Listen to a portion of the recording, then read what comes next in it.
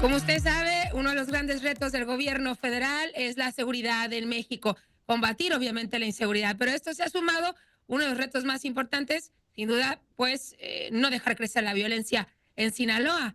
Y bueno, también que a la par, pues obviamente los otros grupos delincuenciales que están aprovechando toda la atención en Sinaloa, pues tampoco sigan creciendo. Vaya reto que tiene el gobierno de México y los gobiernos estatales también, los que no se pueden deslindar de esta responsabilidad. Pero ¿qué se viene para México en ese sentido en el 2025? Le agradezco mucho de verdad a Hugo Páez Miramontes, especialista en política criminal y seguridad pública, pues me dé la oportunidad de platicar con él este cierre de 2024. ¿Cómo está, Hugo?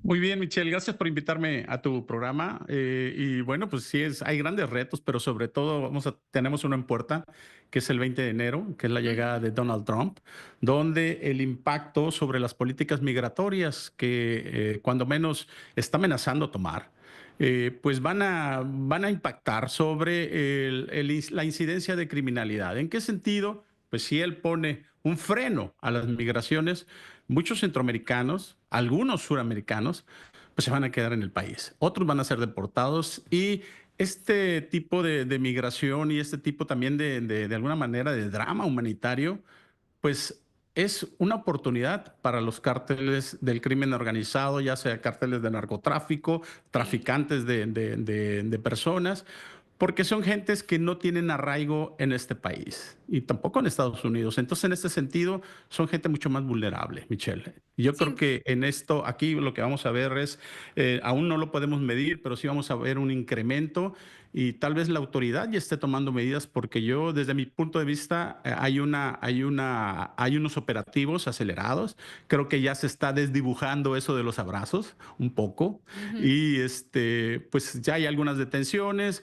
Pero pues también esto no se puede entender sin la corrupción, sin la impunidad y sin la colusión de los tres niveles de gobierno con las bandas criminales. Importante lo que menciona. Usted conoce el panorama Sinaloa, que ha sido, como sabemos, referente a nivel nacional. ¿Cree que en algún momento de este 2025 logrará el gobierno de México llegar a esa paz que tanto presume encontrará? Pues esperemos que se avance. Yo creo que teniendo, obviamente, no nada más el discurso, porque estamos viendo, por ejemplo, cómo el discurso y los reportes de seguridad en Palacio Nacional y también aquí a nivel estatal, en Palacio del Estado, con Rubén Rochamoya, cuando ha venido el Gabinete de Seguridad, ha estado varias veces en estos últimos días. Vemos cómo hay un tipo de datos que son en cierta forma engañosos. ¿A qué me refiero? Eh, Normalmente se miden la decreción o el decremento, el número de homicidios dolosos. También, por ejemplo, el número de feminicidios, en robos a casa habitación, este tipo de cosas. Sin embargo, lo que yo he comentado en algunos paneles, en mesas de debate, es que hay un delito, hay una violencia de la que no se puede medir y realmente es el control de los cárteles sobre las plazas. Si nos fijamos nosotros en las gráficas, Sinaloa es uno de los estados que está a la mitad o menos de la mitad sobre la incidencia de Ujú. crímenes dolosos. Sin embargo, bueno, pues no podemos soslayar toda la importancia que ha tenido el Estado en este aporte criminal cuando estamos viendo, por ejemplo, que a raíz de la detención del Mayo Zambada de alguna manera se deforma esta paz pactada y entonces ya se ve realmente cuál es la violencia. Violencia también es que los criminales estén extorsionando sobre todo a los pequeños negocios, Ujú. que estén controlando la venta de productos domésticos, aun cuando no haya homicidios dolosos, aun cuando no haya muertes. En este sentido, es necesario medir esta violencia y medir este terror con otro tipo de índices, con otro tipo de estudios, porque parecería que, bueno, o sea, como lo ha dicho tanto Andrés Manuel López Obrador como el presidente Claudia Sheinbaum, Sinaloa no está a la cabeza de homicidios dolosos. Sin embargo, hay una tensión de violencia que ha durado durante décadas aquí. Entonces, esto también hay que medirlo, porque esto es violencia.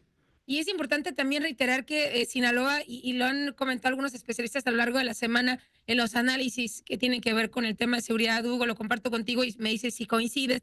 en que Sinaloa pues no es específicamente la zona de guerra del cártel de Sinaloa, son las zonas de trasiego y donde tienen que ejecutar o llevar a cabo pues obviamente los trabajos o el, eh, vaya, para lo que se dedican, como es el caso de Sonora, entre otros lugares donde ahí se siente la verdadera guerra y esto adelanta pues que por eso había una paz y por eso Sinaloa no estaba entre los estados con números de homicidios. Hoy se dispara porque hay más de, por así decirlo, más de 300 desde que inició esta situación entre la Chapiza y la Malliza en Sinaloa. Pero hay que decir que en la lista, en el top de los estados con mayor número de homicidios, pues obviamente pues está Guanajuato, están otros que han estado por muchos años y que lamentablemente, Hugo, siguen estando actualmente.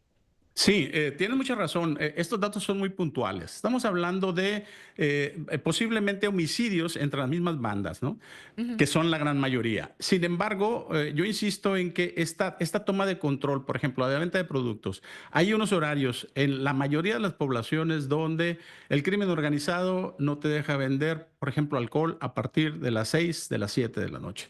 Pero sí lo venden ellos. ¿Cuándo? Realmente la venta está hasta las 10, 11 de la noche. Entonces, este tipo de violencia no es entre las bandas. Este le pega al ciudadano común, le pega a la economía, le pega al comercio, le pega a todo. Y este control también es una tensión de terror. Es brutal esto que estamos viviendo. Y mira, algo que dices tú puntualmente sobre los estados que están arriba. Por ejemplo, nosotros vemos la narrativa gubernamental donde puntualizan sobre, en realidad, sobre unos seis estados donde se concentra casi el 50% de los homicidios. Si estamos hablando de Guanajuato, estamos hablando de Baja California, estamos hablando de Estado de México, de Chihuahua, estamos hablando de Jalisco y de Nuevo León. Si nosotros vemos estos estados, 4 estados son de la oposición. Entonces, 4 estados son de la oposición, 2 estados son de Morena. Pero si nosotros realmente, ¿cuál debe ser el análisis? Los estados que se encuentran arriba de la media de homicidios, que son muchísimos, 902 homicidios estamos viendo en promedio de enero a 16 de diciembre en la conferencia del martes antes del 24, ¿no? Estamos viendo que el promedio son 902. Entonces estamos hablando de 13 estados. Y en 13 estados estamos hablando de 9 estados de Morena De Morena. y 4 estados de la oposición. Entonces, vaya, aquí también hay que ver, hay que estar muy críticos también de esta narrativa en el sentido de que no se trate de hacer nada más una descripción o una justificación política de lo que está pasando. Qué bien que están tomando ya cartas en el asunto, la verdad. O sea, yo estoy viendo, por ejemplo, cómo en Sinaloa sí ya hay operativos que están dando resultados, tal vez no con la velocidad que lo quisiera la gente o que lo necesita también la gente, el turismo, la economía y demás, pero ya empieza a verse y eso sí hay un después y un antes en el crimen organizado, yo creo, o es lo que se está viendo hasta ahorita entre López Obrador y Claudia Sheinbaum. Yo creo que van todavía no nada más contra las causas, aunque sigue todavía la narrativa de las causas, de atender las causas, porque también las causas, pues sabemos, pues es la impunidad, también las causas es el combate directo, ¿no? Sin duda, y la apertura que se le ha hecho también a los grupos del crimen organizado en esta película, en la política, ¿no? Además, Hugo, ahora que platicamos, creo que es muy importante abordarlo, rumbo al cierre de esta entrevista, agradecerte la oportunidad de charlar contigo. Mencionabas a los estados de oposición, también está Guanajuato, está Querétaro, que presenta también números importantes de violencia, y está el estado de Jalisco con un importante número de desaparecidos, gobernados por partidos de la oposición. ¿Cuál deberá ser el papel? ¿Cómo deberá ser el papel que deben jugar los gobernadores?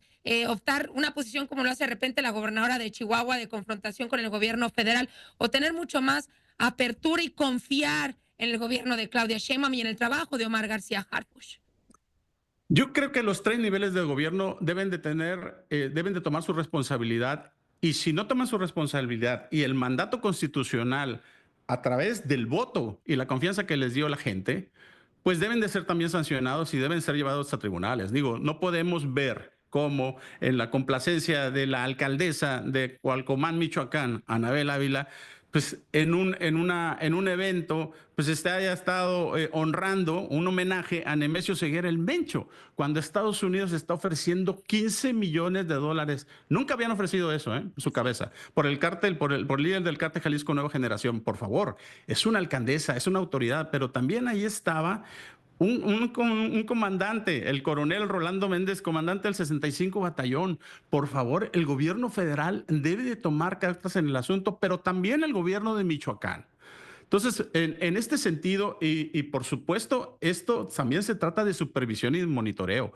Los gobernadores que no cumplan con su compromiso y que no cumplan con su responsabilidad frente al crimen organizado, también, por supuesto, deben de ser sancionados. Yo creo que Sí. aquí el problema está en que estamos acostumbrados mañosamente también que dicen, es un delito federal, entonces que venga la federación. No, la flagrancia, hasta cualquier ciudadano que no sea autoridad puede actuar legalmente con la flagrancia. Entonces, Ujú. en ese sentido, creo que es la responsabilidad de cada quien y la tiene que cumplir cada quien. Sin duda, Hugo, te agradezco esta entrevista y danos la oportunidad de platicar contigo más adelante sobre este tema. Gracias, Michelle. Saludo a tu auditorio. Saludos, muy buena tarde, gracias por esta charla. Es tiempo de ir a una pausa, ya regresamos.